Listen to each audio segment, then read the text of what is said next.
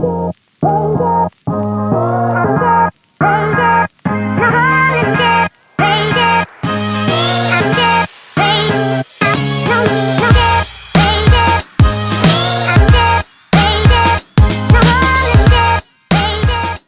what's up everyone? You're listening to another episode of Shygirl Sentiments. I'm your host, Erin Alexandria.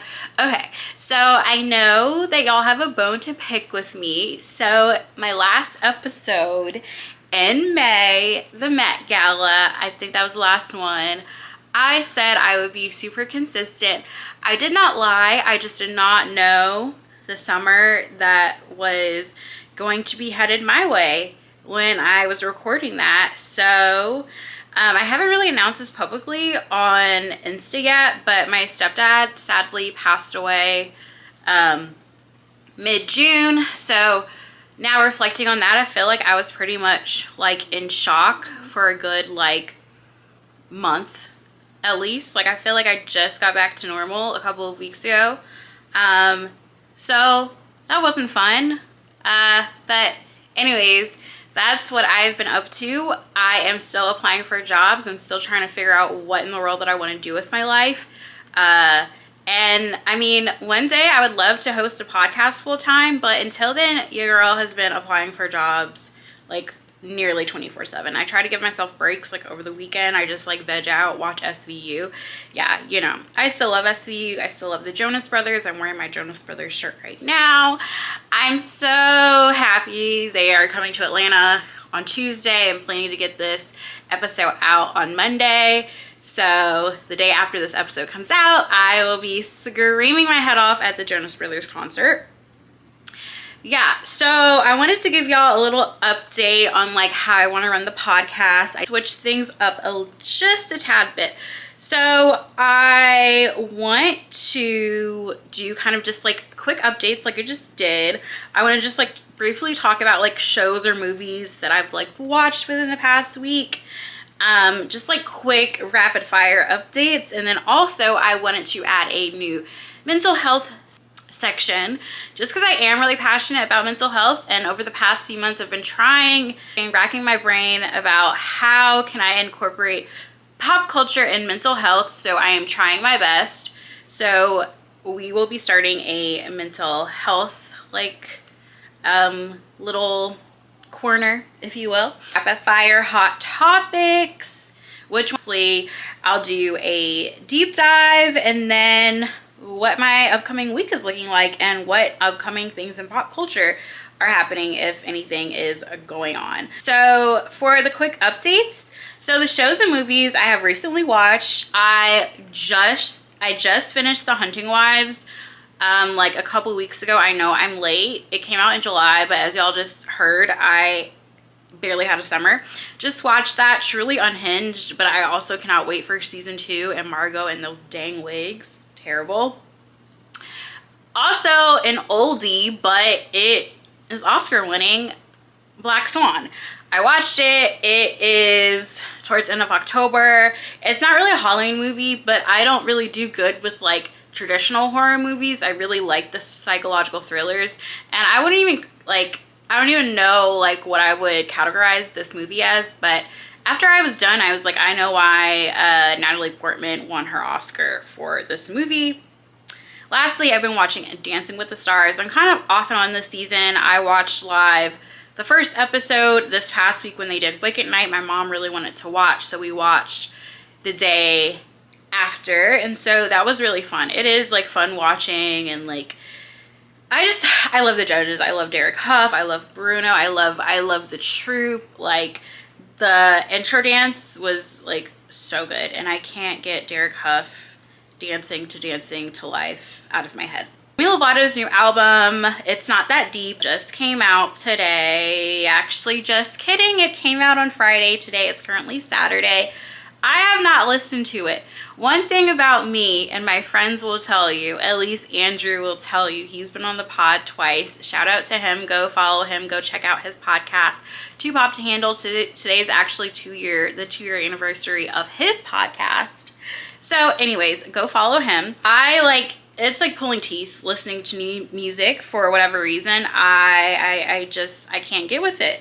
So I'm sure I'll be listening to that album at some point. Okay, so a few weeks ago, Bad Bunny was announced as the headliner for the Super Bowl halftime show, and some group of people that shall not be named were like, what the heck is this? We're not gonna listen to this non-English halftime show. And I was like, you know what? First of all, Puerto Rico is a US territory, so there's that.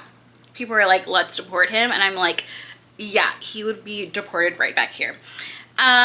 Two, we've already had like plenty, like a handful. Like when I went to Google how many people who haven't been from the US, even though Puerto Rico is a US territory, like there have been handfuls of people who have performed The Who, Beatles, Coldplay, like the list goes on and on. Shygirl, goes on and on. So they have no valid argument. But earlier this week, it was announced that Bad Bunny will remain the headliner despite this petition for him to not perform. So yes, those were my little updates. All right, so mental health section, mental health corner. I need to figure out a name for this, but in the meantime, so I wanted to say October is OCD awareness. If you're not familiar with OCD, OCD stands for obsessive compulsive disorder. And so basically it's quite simple. In order to be diagnosed with OCD, you have to meet certain criteria. You can't just have one symptom and be like, I have this. You have to meet, like you have to have a certain amount of symptoms. So for OCD, one symptom is you have to have obsessions. So you have to have thoughts, and then compulsions, which are usually you have a thought, then you have a compulsion, and that is what makes up OCD. And that's like someone's OCD ritual usually is like. So for me, if you did not know, I was diagnosed with OCD back in 2015. My OCD was like contamination OCD, and so basically I thought I was gonna get sick. So I would wash my hands all the time. My mom thought it was just stress related, which it was, but she really thought that it was gonna clear up after my exams. But it just got worse. Yeah, so my hands were pretty much really raw, so raw that my hands were cracking. Like I would put band-aids on my hands. It was just a hot mess. So I say all that to say, when people say, oh, like I'm so OCD, or they're so OCD, like they have to have everything clean. OCD is not an adjective for cleanliness. Like that literally is my biggest pet peeve. I hate, with a capital H, when people use OCD as an adjective. I'm just like, what are y'all doing? This is so detrimental. Yeah, it's not all about organization or cleaning or even hand washing. But yeah, it is important to talk about. And I feel like people, unless you live with someone or you're with them like very, like if you're with them like a lot, you will notice. But like if you're only with someone in passing, or maybe only spend a couple hours with them like every couple of weeks, like socially, you may not pick it up. So I say that to say, so I was diagnosed when I was in college. So my college roommates and my friends that I saw like on a regular basis, they like really, they noticed and they really helped me. And yeah, so if you're struggling, I just want to let you know that there is light at the end of the tunnel, even though that sounds so cliche. I don't really know if the technical term is like in remission. I don't think so, but my OCD really only flares up like when I'm really stressed. I haven't gotten to the point where like my hands get raw in a long time. Like I can't remember the last time that happened. But also I've noticed that like more like thought rumination is going on too. So yeah, I just wanted to quickly give y'all like an overview because it's something I'm really passionate about, and October is OCD Awareness Month. So some celebrities who have come out and said that they have OCD. I have a list. Amanda Seyfried, Howie Mandel. So Howie Mandel's actually, his case is really interesting. I remember hearing about this in one of my undergrad psychology classes, and I feel like whoever was his psychiatrist or psychologist or therapist that he was working with at the time, they did him a disservice. And that's just like me going through my own exposure therapy. So I just remember like watching a video or something, and he said he basically had like a room that was kind of like off limits to everyone else, that was like super clean. And I remember telling someone like, what are they doing? Like, this is just gonna make him more anxious, because the point is not to avoid like the trigger, because when you avoid, it just makes it worse. So I hope, obviously I'm not his clinician, so like maybe that was like the best thing for him at the time, but I just remember how I thought that was so counterproductive.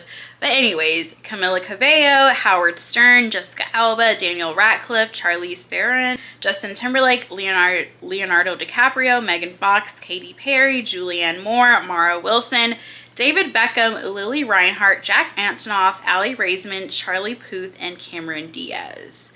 So shout out to them for being vulnerable and speaking about it, even if they didn't go into major details. I think any type of representation in pop culture is crucial for reducing the stigma. So anyways, if you have any questions about OCD or mental health, feel free to email me, DM me, whatever you want. My DMs and emails in my inboxes are open. All right, so hot topics. So the Love is Blind season finale was this past week. By the time this comes out, we still would not have seen the reunion. But all I want to say is that this season was a hot mess. Like, I would like to personally talk to casting about what the heck they're doing. I do not want to diagnose anyone.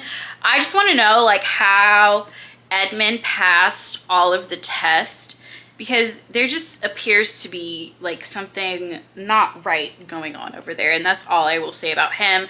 I feel like this season was like a good reflection of where the dating climate is at, as someone who has been single for like, I think 8 years. Next year will be 8 years. I was talking to my friend about this yesterday.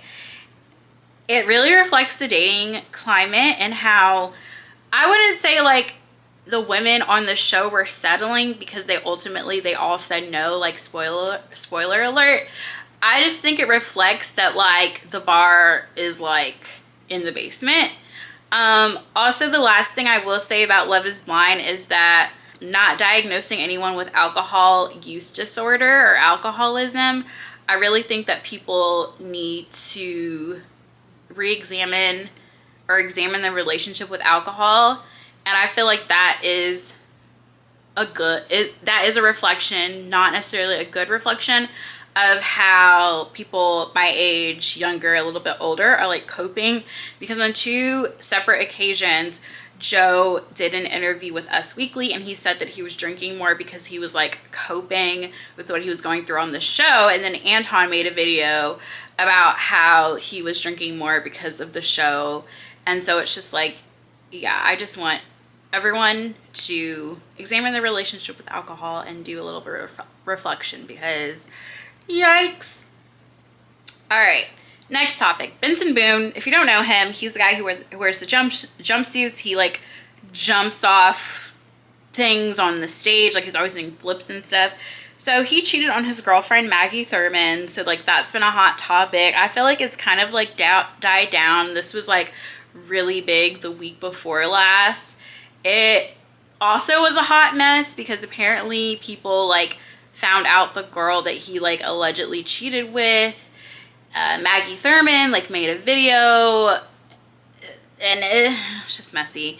And it kind of sucks because he was on his way to being this like very pivotal like pop guy, which I think he still is, because I guess he has like a lot of fans. Because even when I posted a video about it, people were like, he can never do that, and I'm like, girl, chill, you do not know the man. On another note, another pop guy, Charlie Puth and his wife Brooke are expecting their first baby together. He has a new album coming out, and he has a new song called Changes, and in the video they both rub her belly, and yeah, he is expecting his first child. So that's really sweet. If you don't know who Charlie Puth is, he's the guy on social media where someone is like do this sound, or he's like, what if I took this sound, and then he like produces like a whole song after it. And he also sings See You Again with I almost said Charlie XCX, with Wiz Khalifa from Fast and Furious, the song from Fast and Furious, after Paul Walker passed away. Red, White, and Royal Blue sequel is finally greenlit. If you have not watched it, I need y'all to, if y'all have not watched the original, I need y'all to head over to Prime Video ASAP, cue that movie up, and sit your behind down on the couch or in your bed and watch this movie. The way this movie has become one of my comfort movies, I have seen it about 4 or 5 times. I think I saw it once by myself, and then me and my friend were gonna watch The Idea of You with Nicholas Galitzine, who's also in Red, White, and Royal Blue. And I was like, you know what we should do? A double feature.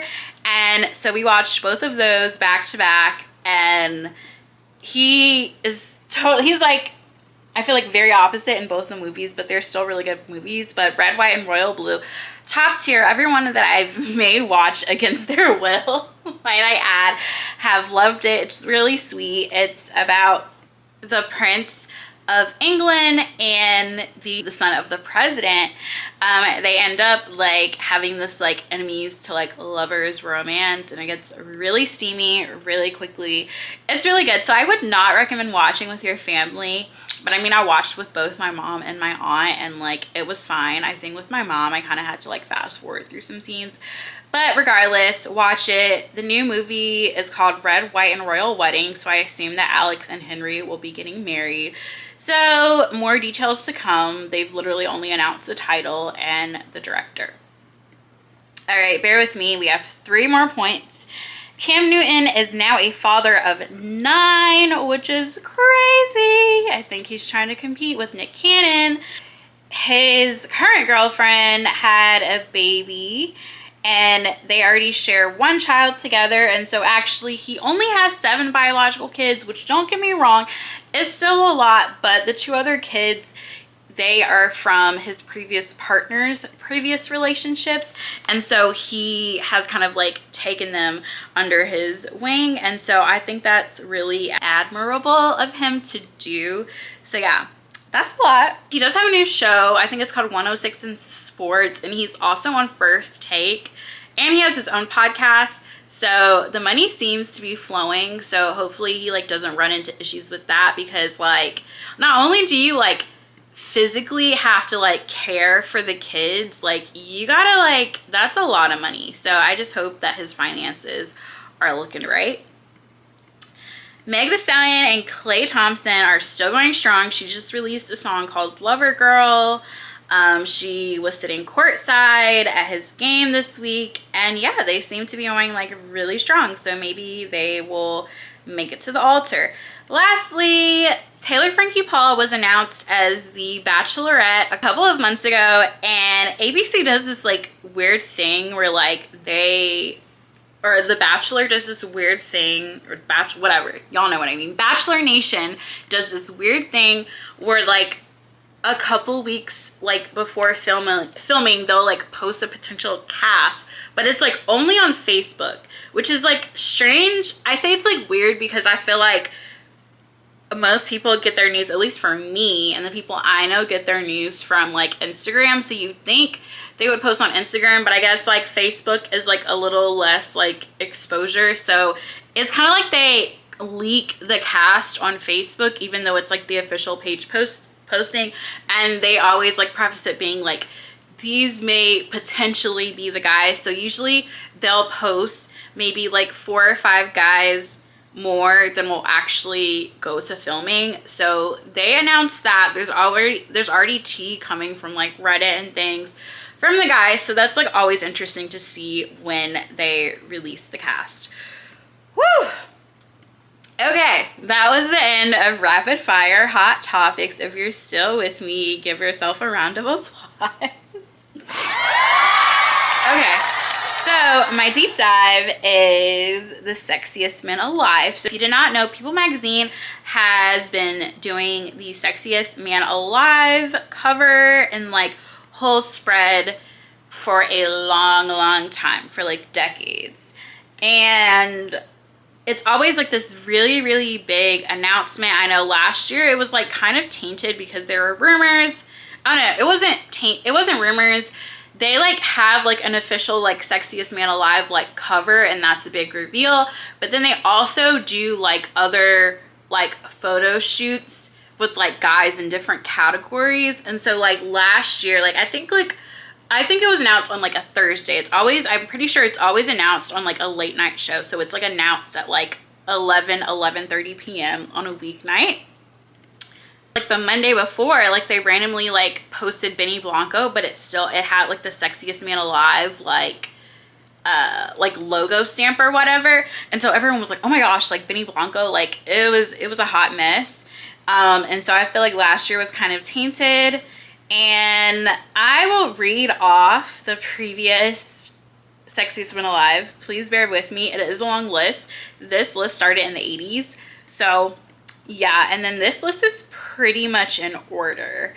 So at first we have Mel Gibson, Mark Harmon, Harry Hamlin, JFK Jr., Sean Connery, Tom Cruise, Patrick Swayze, Nick Nolte, Richard Gere, and Cindy Crawford. This was I believe the first and only year that they did like a sexiest couple of the year.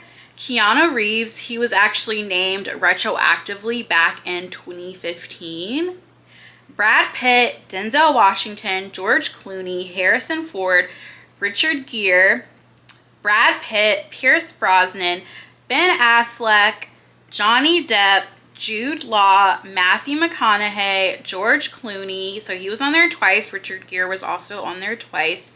Matt Damon, Hugh Jackman, Johnny Depp, Ryan Reynolds, Bradley Cooper, Channing Tatum, Adam Levine, Chris Hemsworth, David Beckham, The Rock, Blake Shelton, Idris Elba, John Legend, Michael B. Jordan, Paul Rudd, Chris Evans, Patrick Dempsey, and last, John Krasinski. So that was last year's, and people were like very underwhelmed, excuse me, with the choice because they're just kind of like, what? But I don't know, it's like hit or miss. Like it's either people in their prime or it's like people that should have been awarded. Like Patrick Dempsey like probably should have gotten it like the 2000s, but yeah, he didn't get it until the 2020s. So that was wild. I thought that I'd put together a list of my own. So I've noticed over the years that usually the guys are pretty much like had like a steady like career. They've pretty much either have reached their prime or just passed their prime. So they're not like has-beens, but at least the ones like recently, they're not like at the top of their game anymore. I feel like though Michael B. Jordan was the exception to that because he is not as old as some of the previous men who I think they do make exceptions. Blake Shelton, I really need to personally like have a conversation with the person who chose him because I feel like everyone was like, what the heck? And forgive me, but like John Legend does not scream sexy to me, but maybe that's me. I'm sorry. Like he looks like Arthur and like I will say that every single time. Okay. So my list is Jonathan Bailey. So Fiyero from Wicked. He was also in Bridgerton. He's been in a bunch of other things. Like he's so attractive. Like every time he came on the screen for Wicked, I was just like, oh my God.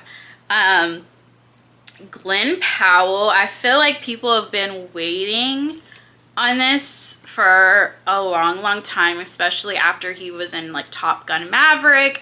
He was also in Anyone But You. He is in this new Hulu show called Chad Powers, and so like I just feel like people have been like waiting patiently for him, so I would not be surprised if he was him.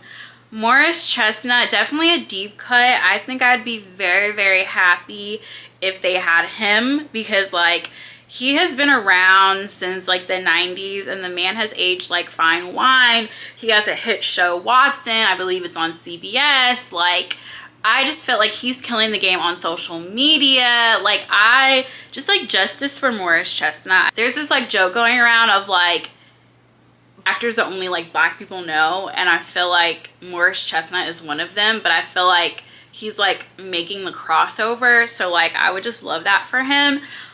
Not a hot take, but Coleman Domingo, like he is literally gonna shut down the red carpet every single time. It was just announced that he's going to be playing the lion in Wicked for Good, and like I just like love to see that. Like, Chef's Kiss, James Marsden. When I tell y'all like white boy fine, this is what I'm talking about. Like, when I saw him in what's the movie, Enchanted, I was like, okay. And then I saw him in Hairspray playing Courtney Collins. I said, okay.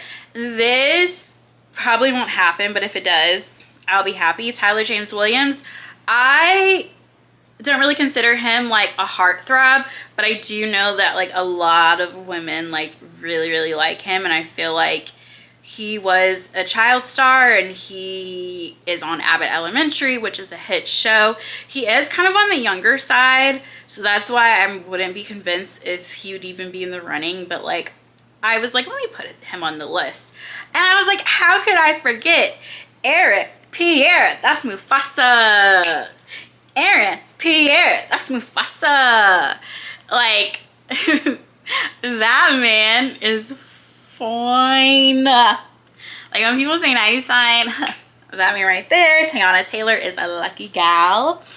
Yeah, I mean, I don't even have to say anything. Like, why? Like, and I feel like he's been like really playing it up, especially since their relationship is public. He's kind of like doing his own thing. Bad Bunny, as people say, Bad Bunny. I mean, like I already said, he's going to be headlining the Super Bowl. He had a huge residency in Puerto Rico when they streamed one of the last shows. I think it was either it was the last show or second to last show on Prime. It was like the most streamed like musical like live event ever, so that's crazy. And like he's so like sexy to me. Excuse me my language if my parents are listening, but this is the sexiest man alive. He's so fine, like how he talks, just like his swagger. I want him to become like, I know this probably wouldn't happen, but like I want him to become like a cast member of SNL for like one season, or do like some sort of residency, because like he's so funny. Like, I just cannot get enough of him. Lastly, Chris Maloney, aka Elliot Stabler from Law and Order SVU and Law and Order Organized Crime. I mean, I feel like I also don't need to explain him. Like, for me, he's like not conventionally like handsome.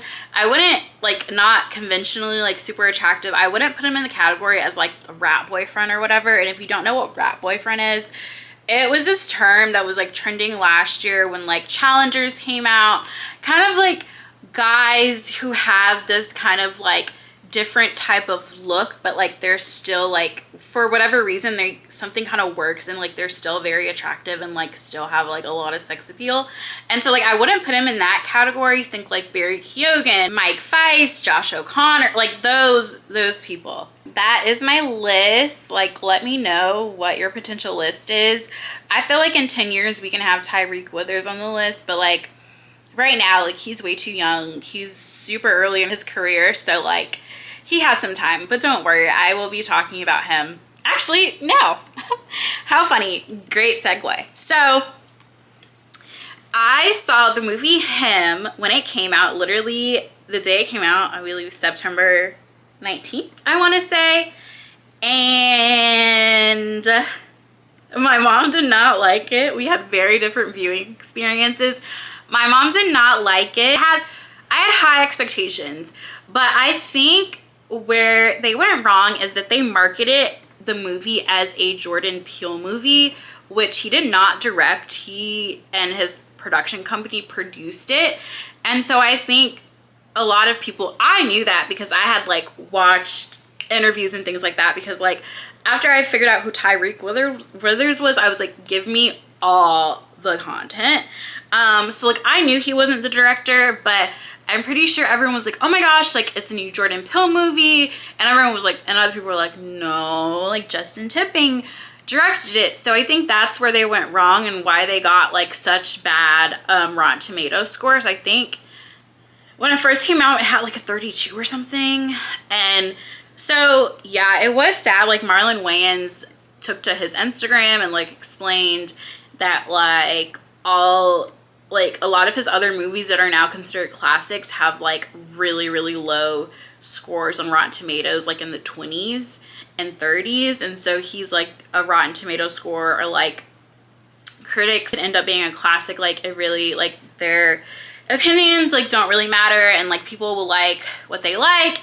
And so like I enjoyed the movie. It did have like a Jordan Peele vibe, but like there are some holes in the plot that like Jordan Peele definitely would have sealed if he was the director. Tyreek Withers, like how many times can I say his name?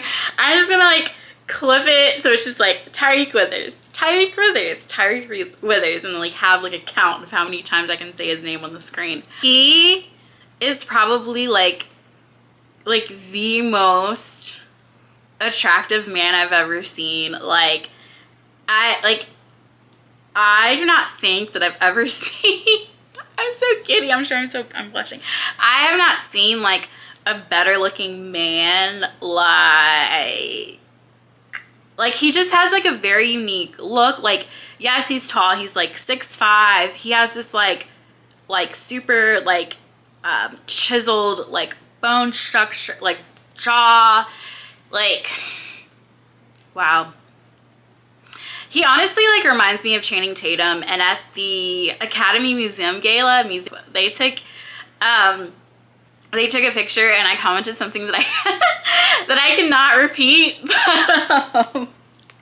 Anyways, just know Tyreek Withers, like he has immediately like moved to like the top of my crush list. Like Nick Jonas who? But go check out the movie right now. I think you can buy it or like rent it on video on demand, and like I'm so sure it will come to streaming relatively soon. He was also in the remake of I Know What You Did Last Summer. I've never seen any of those movies because I think they were like before my time, or I was like really, really little when they came out. So I just never went back to watch, but like maybe I will. That one also did not get good reviews. Check that out. And then lastly, with Tyreek Withers, is that he is going to be starring in this new movie called Reminders of Him. It's based on the Colleen Hoover book. And if you do not know who Colleen Hoover is, I did not know who she was until last year. But the whole It Ends With Us like controversy with Blake Lively and Justin Baldoni, that was when they were filming the movie, and I never saw the movie. I had no interest in seeing the movie because like I like Blake Lively. Like I liked her in The Sisterhood of Traveling Pants. And that's like the only thing. I wasn't a Gossip Girly. That sounds funny. I did not watch Gossip Girl, so like sadly I don't know how she was in that, but like at one time she was like very much like all over Tumblr. Like her fashion was very much like peak 2010s like Tumblr inspo, like along with like Miley Cyrus and other people. So I have to give her props, but like I had no desire to go watch it. It was just not on my list. Maybe I will watch it. But if y'all have not seen the Reminders of Him trailer, it just came out a few days ago. Go check that out. It's on social media. It's also on YouTube. Well, YouTube is social media. It's on YouTube, and it's like, I'm pretty sure they have like a Reminders of Him like Instagram page. So yeah, go check it out. I will be sat in the movie theaters. I believe it comes out March 13th. And this is my invite for Tyreek Withers to come on my podcast, which I feel like would never happen, but a girl can dream. So yeah, if you want to like come on, discuss the movie, I'd be really happy to have you. Seriously, I am very much a professional, so yeah, I'll keep it cute, I'll keep it classy. Okay, I do not know why I said it like that. Okay, I need to wrap things up.